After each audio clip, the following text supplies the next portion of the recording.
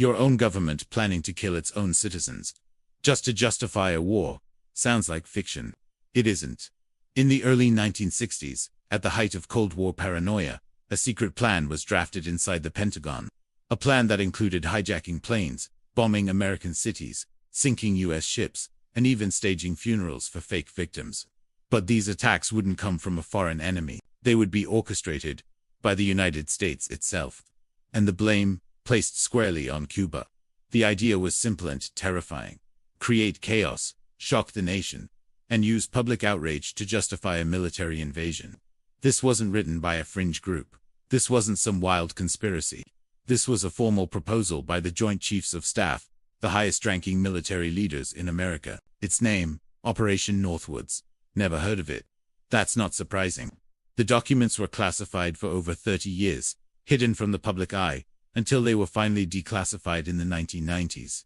And when they were revealed, what they exposed shocked the world. In today's video, we'll dive into what Operation Northwoods really was, why it was created, how close it came to happening, and what it means for everything you think you know about government, war, and truth.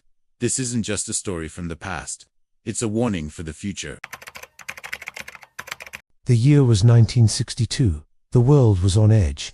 The Cold War, a silent battle of ideologies, weapons, and influence, was dangerously close to becoming very loud, very real, and very deadly. In the Western Hemisphere, the United States stood as a symbol of capitalism and democracy. But just 90 miles off the coast of Florida, a new threat had emerged. Cuba. Once a tropical playground for American elites, Cuba had undergone a dramatic transformation. Just a few years earlier, Fidel Castro had seized power through revolution, toppling the US-backed Batista regime. At first, some Americans viewed Castro as a potential reformer, but that hope quickly vanished when he nationalized US businesses, aligned with the Soviet Union, and declared Cuba a communist state. The United States government was stunned. The idea of a Soviet ally with nuclear potential so close to American soil was unthinkable. The CIA launched a plan to remove Castro from power. That plan was the Bay of Pigs invasion, a covert attempt to send Cuban exiles, trained by the CIA, to overthrow the regime. It failed, miserably. The invading force was crushed, Castro's position strengthened, and the United States suffered a humiliating global embarrassment. President John F. Kennedy took the blame, both publicly and privately. Behind the scenes, tensions between the White House, the Pentagon, and the intelligence community began to rise. The military wanted revenge, the CIA wanted redemption, and many in the US government feared that if Cuba remained unchecked, other Latin American nations might soon fall to communism. Kennedy, already battling crises abroad and dissent at home, was under enormous pressure to act decisively. But there was a problem. The American public had no appetite for another conflict. After the trauma of World War II and the ongoing Korean War, the thought of invading a sovereign nation, even a communist one, was not popular. So the question became, how do you get the public to support war when they don't want one? The answer, at least for some top military minds, was chillingly simple. Make them believe we were attacked. Manufacture a crisis so devastating, so outrageous, that the American people would demand retaliation. In other words, create the illusion of a Cuban threat, spark fear, stir anger, and ride the wave of public emotion straight into war. This was the thinking behind Operation Northwoods, a proposal born not from chaos, but from calculated planning at the highest levels of power. On March 13, 1962, a top-secret memorandum was placed on the desk of Secretary of Defense Robert McNamara. Its title, Justification for U.S. Military Intervention in Cuba. The document came directly from the Joint Chiefs of Staff, the highest-ranking military leaders in the United States. It was signed by General Lyman Lemnitzer, then chairman of the Joint Chiefs. The contents were shocking. This wasn't a battle plan. It wasn't a tactical assessment or a political recommendation. It was a proposal to stage violent attacks on American citizens and military targets, blame Cuba, and use public outrage as a green light to launch a war. So what exactly did the document say? The memorandum laid out multiple false flag operations, a term used to describe covert attacks made to look like the work of someone else. According to the declassified document, these were just a few of the suggested scenarios. 1. Hijacking civilian planes, The plan included staging a fake hijacking of a civilian aircraft. The proposal involved swapping a real passenger plane with a drone, having it fly over Cuban airspace, and then detonating it mid-air. The public would be told that everyone aboard, men, women, children, had been murdered by Cuban forces. The goal? To create emotional outrage so powerful that no one would question the immediate call for war. 2. Sinking a U.S. ship. Another scenario suggested blowing up a U.S. Navy ship in Bay, the American-controlled military base in Cuba. The explosion would be blamed on Cuban saboteurs. Fake funerals would be held. The media would be fed the story. The American public would be mourning and calling for retaliation. 3. Staging terror in U.S. cities. The document also proposed orchestrating bombings in American cities, including Miami and Washington, D.C. The targets would be selected carefully to minimize actual casualties, but maximize media coverage and emotional impact. Casualty lists in U.S. newspapers would cause a helpful wave of national indignation, the memo stated coldly. 4. Using fake radio broadcasts. Operation Northwoods also called for the creation of fake Cuban radio transmissions. U.S. intelligence operatives would impersonate Cuban military forces on the air, claiming responsibility for the attacks and threatening more. This would create the illusion that Cuba was not only violent but proud of it. And it didn't stop there. The plan even suggested creating a fake incident involving NASA, such as blaming Cuba if a U.S. space mission failed, or suggesting Cuban agents sabotaged a rocket launch. Even the idea of faking the death of American astronauts was floated. This wasn't a draft, it was a proposal. These weren't random thoughts or theoretical scenarios. The document read like a project pitch, complete with timelines, logistics, and strategic justifications. And it was signed, sealed, and delivered to the Secretary of Defense. Fortunately for the American people, it never reached the point of execution. So why was this document created? Operation Northwoods was born from desperation. After the Bay of Pigs failure, many in the military and intelligence community believed the U.S. had lost credibility on the world stage. They feared the spread of communism.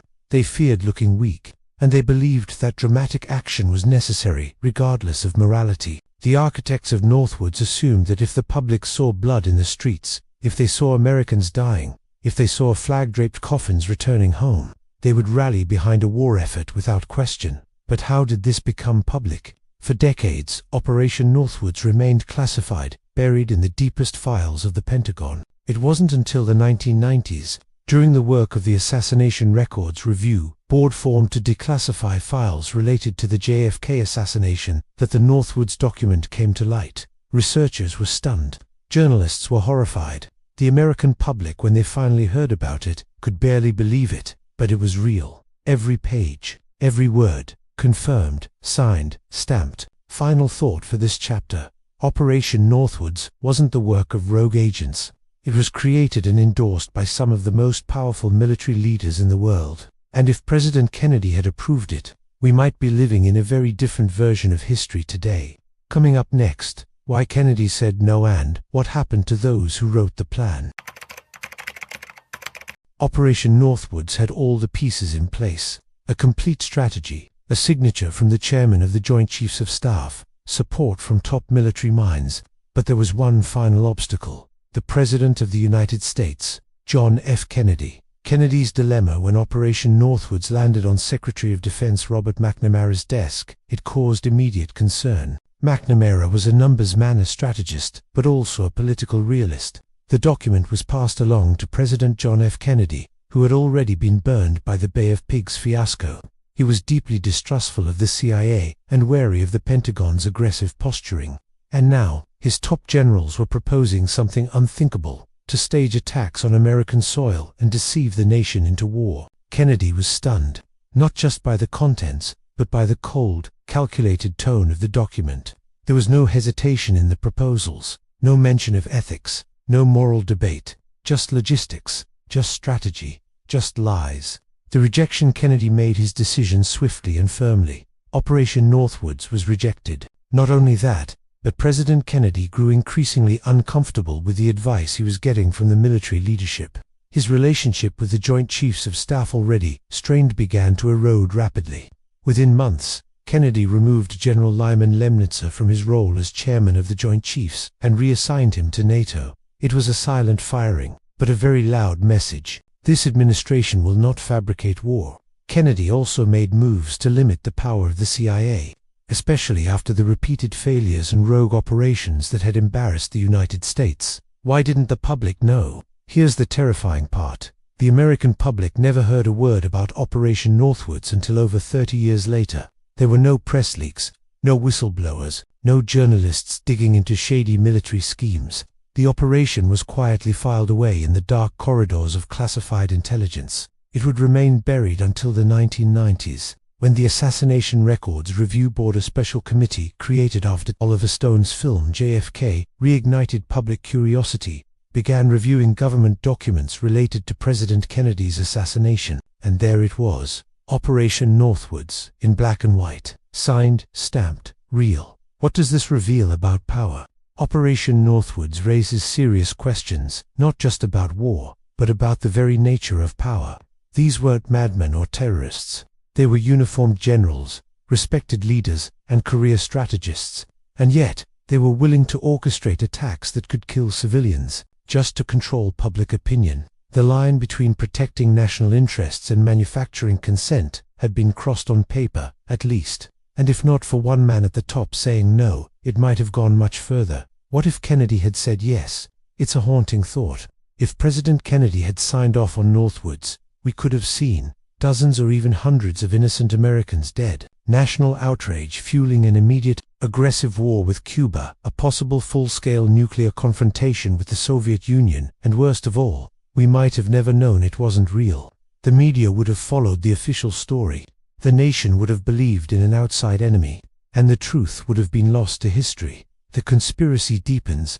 There's another angle to consider. Some researchers have suggested that Kennedy's refusal to play along with the military-industrial complex and his moves to reduce the CIA's power may have contributed to his assassination the following year. While this remains a controversial theory, it's impossible to ignore the tension that built between Kennedy and America's war machine. Was Operation Northwoods just the beginning of that divide? Closing this chapter, Operation Northwoods was never carried out, but it got further than it ever should have. It was formalized, signed, approved by the Pentagon's highest-ranking officers, and it only stopped at one desk, the desk in the Oval Office. Coming up next, how Operation Northwoods fits into a long and disturbing pattern of false flag operations throughout history and why you should always question the official story. Operation Northwoods didn't happen, but it exposed something deeply unsettling about how power works behind closed doors. If the ends are seen as important enough, morality becomes optional. And once you accept that logic, it's not hard to see how false flag operations have become a strategic tool throughout history. But what is a false flag? Simply put, it's when a government or organization carries out an attack, then blames it on someone else, often to manipulate public opinion, justify military action, or consolidate control. False flags, not just theory, documented reality. While many dismiss false flag as a fringe conspiracy term, the reality is far more grounded. History is filled with confirmed examples of false flag operations, admitted, documented, and proven. Let's explore a few that changed the course of nations. The Reichstag fire, Germany, 1933, on February 27, 1933. The German Reichstag, building home to the national parliament, went up in flames. The Nazi government, led by Adolf Hitler, immediately blamed a young Dutch communist named Marinus van der Lubbe, but many historians believe the fire was orchestrated or exploited by the Nazis themselves. Why? Because the fire gave Hitler the excuse he needed to pass the Reichstag fire decree, which suspended civil liberties, outlawed political opposition, and paved the way for a fascist dictatorship. One fire, one narrative, one absolute power grab. The Gulf of Tonkin incident, United States, 1964. Fast forward to August 1964. The U.S. Navy reported that one of its ships, the USS Maddox, had been attacked by North Vietnamese forces in the Gulf of Tonkin. President Lyndon B. Johnson used this incident to push through the Gulf of Tonkin resolution, granting him broad war powers without a formal declaration of war. Within months, the U.S. had launched full-scale military operations in Vietnam. But here's the twist. Declassified documents and testimony later revealed that the second attack never actually happened. It was fabricated or misinterpreted.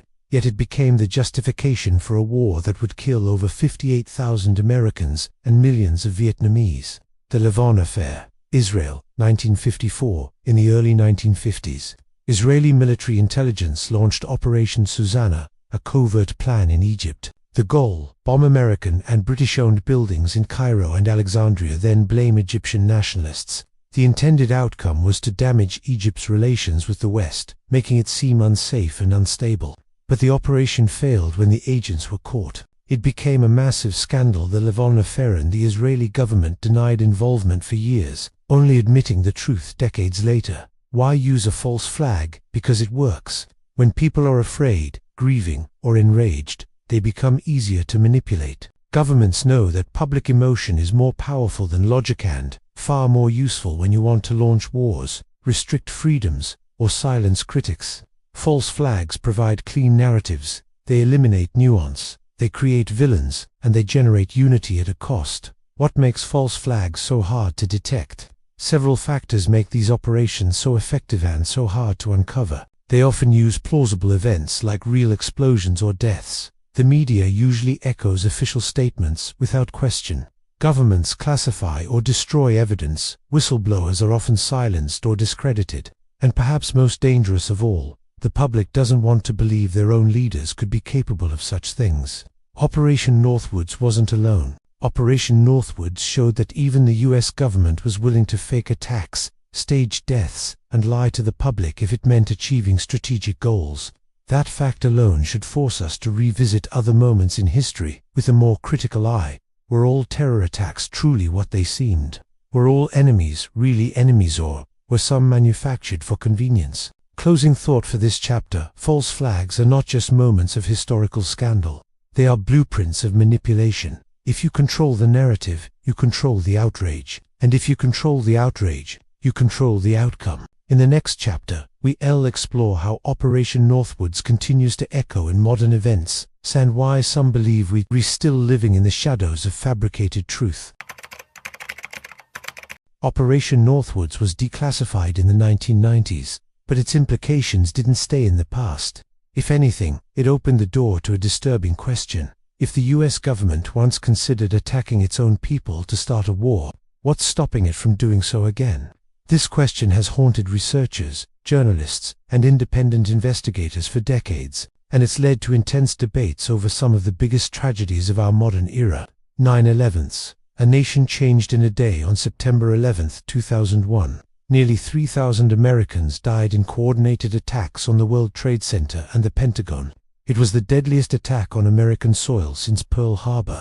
The US government blamed Al-Qaeda, led by Osama bin Laden. The official story was clear. Radical Islamic terrorists had declared war on the West. But for many, the speed of the government's response and the sweeping power grab that followed felt too prepared. Within weeks, the Patriot Act was passed, stripping away civil liberties in the name of national security. Surveillance expanded. Wars were launched in Afghanistan, then Iraq. And yet Iraq had no link to 9/11, no weapons of mass destruction, no evidence of involvement. So why invade? Critics began to ask, was 9/11 used as a pretext for wars that were already planned? Some even claimed the attack itself may have been allowed to happen, or worse, orchestrated from within. While these claims remain controversial and widely disputed, the existence of Operation Northwoods gives them historical context. If such deception was once proposed at the highest level, could it happen again? The anthrax attacks. Convenient timing. Just 1 week after 9/11, anthrax-laced letters were sent to news organizations and US senators. 5 people died. 17 were infected. The initial suspicion: terrorists from the Middle East. But years later, the FBI concluded the anthrax likely came from a US military lab, possibly Fort Detrick, Maryland. The suspect was an American scientist, not a foreign terrorist. But by the time that conclusion came, the damage was done. Fear had already been weaponized. It helped justify even more surveillance, war powers, and funding for endless conflict, mass shootings, and political agendas. In recent years, some conspiracy theorists have claimed that mass shootings are staged events used to push gun control laws or shift political focus. They point to patterns: immediate, rehearsed media narratives, instant identification of suspects, lack of independent investigation. While most of these theories lack hard evidence and often disrespect victims, they share one key root with Operation Northwoods: the idea that public emotion can be manufactured and used for political ends. It's not about denying real tragedy. It's about questioning who benefits and whether any part of the narrative is being manipulated. Problem, reaction, solution. This phrase is often used in the study of psychological operations. Step 1. Problem. Create a crisis or allow one to happen. Step 2. Reaction. Let the public panic and demand action. Step 3. Solution. Offer a pre-planned response that gives more control to those in power. Operation Northwoods was exactly that formula, and once you recognize it, you begin to see echoes of it throughout modern history, from history to present. What's changed? Since Northwoods, technology has evolved, but the strategies remain eerily familiar. False flags may now be digital, like cyber attacks, blamed on rival nations. Disinformation spreads faster than ever through social media, and public trust is more fragile than at any point in modern history. In this environment, manipulating truth becomes both easier and more dangerous. Final thought for this chapter: this isn't about proving every tragedy was fake. It's about understanding that governments have admitted to planning deception. It happened in 1962. It has likely happened since, and it may happen again. Because when fear becomes a tool and the people stop asking questions, truth becomes optional. Coming up next, how Operation Northwoods was kept secret for over 30 years, and the chilling possibility that more plans like it remain hidden, waiting. Operation Northwoods was never executed, but it wasn't a rogue idea. It was crafted by the most powerful military leaders in the United States, reviewed by the Secretary of Defense, and almost approved by the President. That fact alone raises a chilling question. If this was just one proposal that we discovered, how many others are still hidden? How many other operations have been buried? Operation Northwoods was only revealed over 30 years later, in the 1990s, as part of an unrelated effort, the release of documents surrounding the assassination of President John F. Kennedy. It wasn't leaked. It wasn't confessed. It was simply declassified quietly, and that's what makes it so terrifying. If the government could bury a plan this explosive, with this many signatures, for decades, what else is buried? How many classified projects from the Cold War, the War on Terror, or even recent years involve similar tactics of deception? We'll likely never know. Who draws the line between strategy and crime? In war, deception is expected. Feints, fake troop movements, misinformation, these are all standard military practices. But what happens when deception turns inward, aimed not at the enemy, but at your own people? Where is the line? At what point does strategy become criminal manipulation? If the Pentagon is willing to stage attacks on civilians, what's stopping other departments, agencies, or private contractors from doing the same if they believe it's in the national interest? Why would they risk it? Some people ask, why would any government risk doing something so extreme? The answer is simple: power. A major crisis gives governments the leverage to do things they normally couldn't. Pass sweeping laws, silence opposition, expands surveillance control, media justify foreign wars. These are not theories, these are historical facts. From the Reichstag fire in 1933, to the Gulf of Tonkin in 1964, to the Patriot Act in 2000, one crisis equals opportunity, and that opportunity is often manufactured. Why don't more people know? One reason Operation Northwoods isn't common knowledge is because people want to believe it. The truth is uncomfortable. It forces us to question not just government, but everything we were taught to trust. That the media always tells the full story. That democracies don't stage tragedies.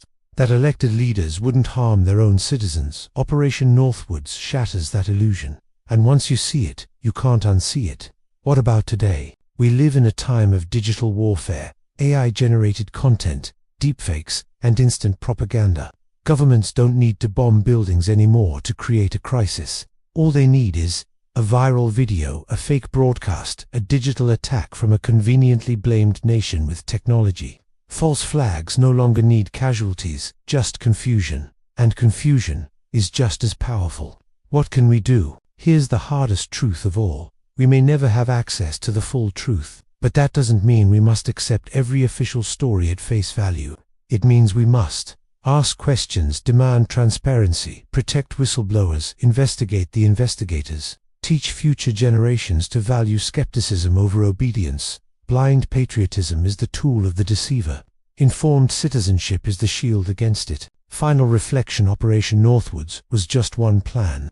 It was a blueprint for deceptionists, not by enemies, but by Americans in uniform, under flags of trust.